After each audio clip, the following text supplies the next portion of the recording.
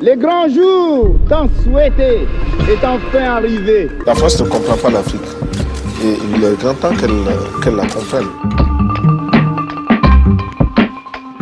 En Afrique, il y a un grand diable qui vend les autres Africains. C'est Houphouët-Boigny, ce traître. Mon cœur est tellement plein d'amour qu'il n'y a pas place pour la haine. Il n'y a pas de dignité sans liberté. Que l'Afrique, libérée, soit maître de son destin. Est-ce qu'on peut faire d'un véritable démocrate quelqu'un qui est mentalement sous-développé?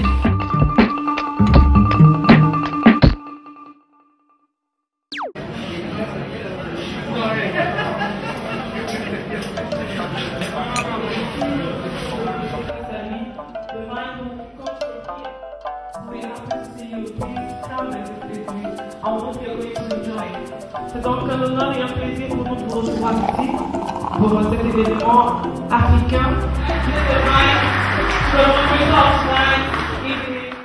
M. André Siaka, qui est une actualité relative presque.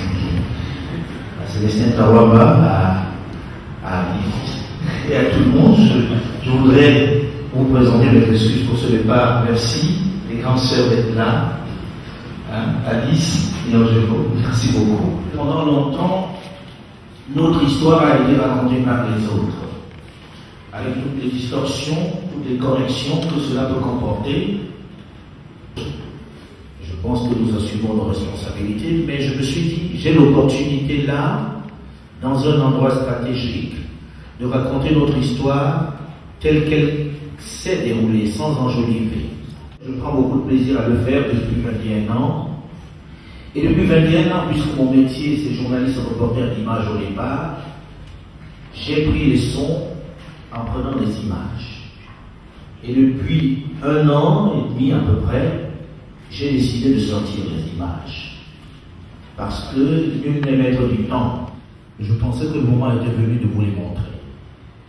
Il y a eu les coffrets audio. J'ai pris beaucoup de plaisir à les présenter. Il y aura d'ailleurs un 3e coffret audio bientôt. Et voici le premier coffret vidéo. Je l'ai appelé tout simplement Archives d'Afrique, la vidéo. Dans ce coffret, Charité bien ordonnée commence par soi-même. J'ai tenu à mettre Amadou Ahidjo, n'en déplaise à certains, parce qu'il fait partie de notre histoire, parce qu'il est notre premier président, qu'on l'ait aimé, qu'il fait de mauvaises choses ou des bonnes, c'est l'histoire, on ne la corrige pas, elle est telle qu'elle est. Et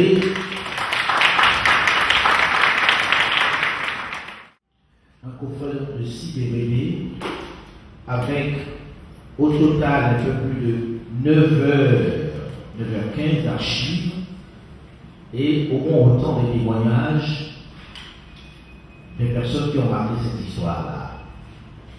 Les images que vous voyez dans le fond, je suppose dans l'écran, sont une infime partie de ce que je vous propose dans ce coffret-là. Très peu d'entreprises veulent financer ce genre de travail, contrairement aux endroits où je travaille, où c'est financé d'entrée de jeu, c'est financé entièrement sur fonds propres. Entièrement, je dis bien. Les archives ont été achetées, les témoignages ont été recueillis par nous-mêmes. Il existe des zones où pour aller, il faut aller soit en hélicoptère, soit en avion, notamment pour Laurent Désiré Kabila, que je suis en train de terminer. Et ça coûte les yeux de la tête. C'est une escorte des Nations Unies, ce n'est pas un cadeau. C'est loin d'être un cadeau. J'aurais aimé que des entreprises m'accompagnent dans cette aventure, mais les entreprises qui se proposent de m'accompagner sont souvent des entreprises qui ne sont pas appropriées pour ce genre de produit. Je suis ouvert à toutes les propositions pour le prochain, n'est-ce pas? Voilà. Maintenant, je réponds à vos questions si vous voulez bien. Merci.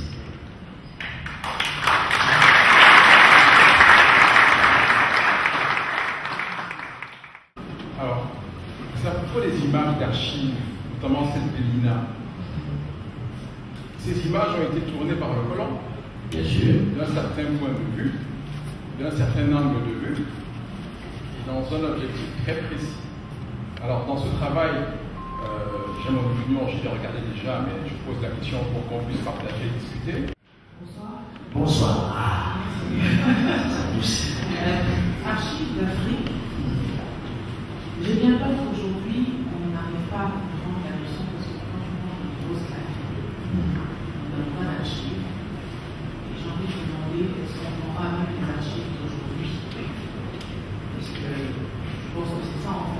Absolument.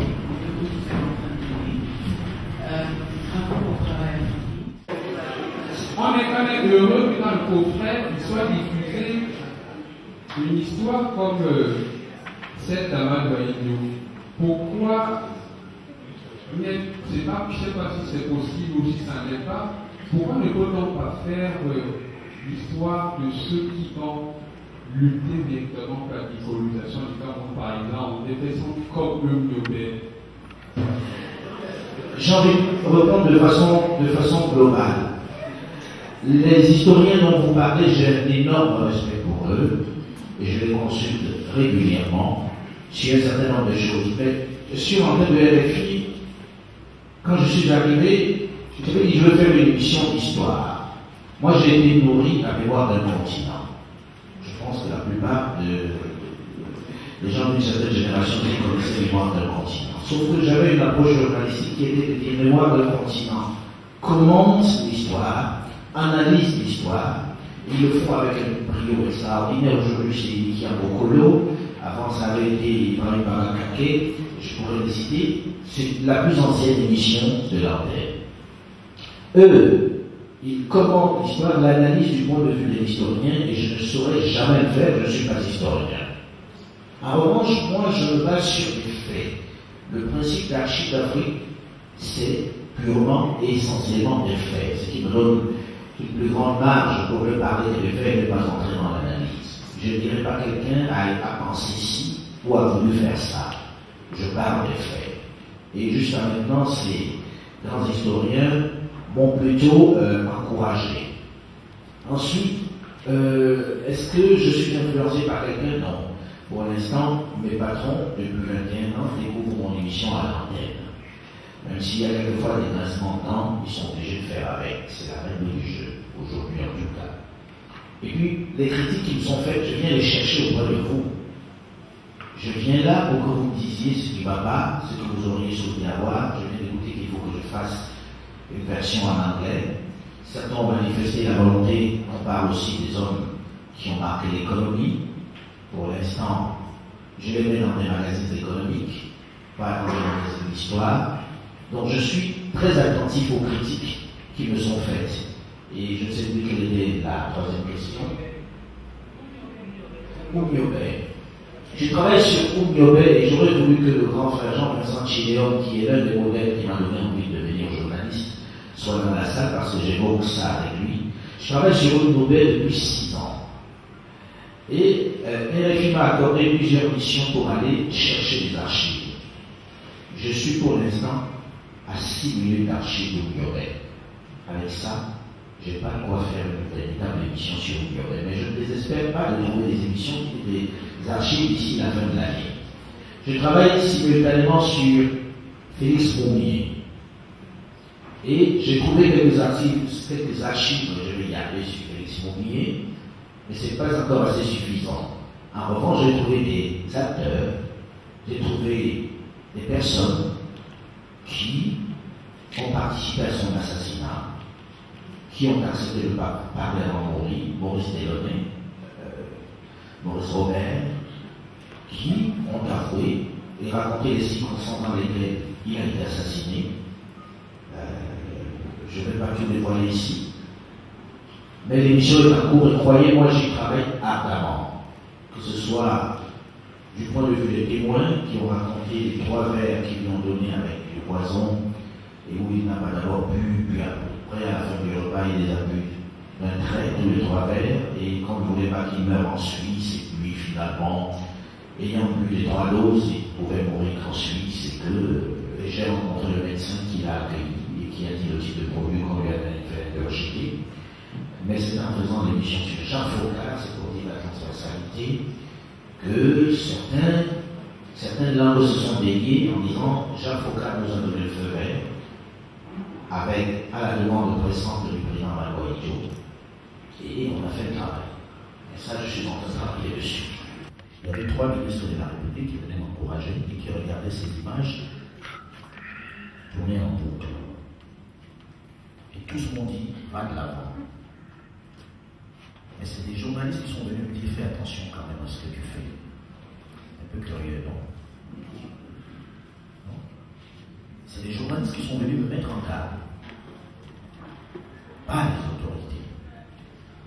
La grande sœur Alice, comme elle l'enfant, je ne connais pas le nombre de personnes qui lui font des menaces de mort régulièrement. Et ce n'est jamais forcément ceux qui sont tout en haut qui font ces menaces de mort. C'est des gens comme nous à 17h, qui vont aimer à 17h.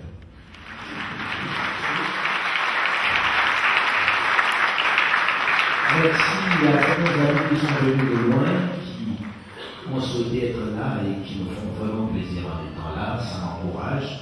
Je repartirai en disant que j'ai reçu la bénédiction de la maison.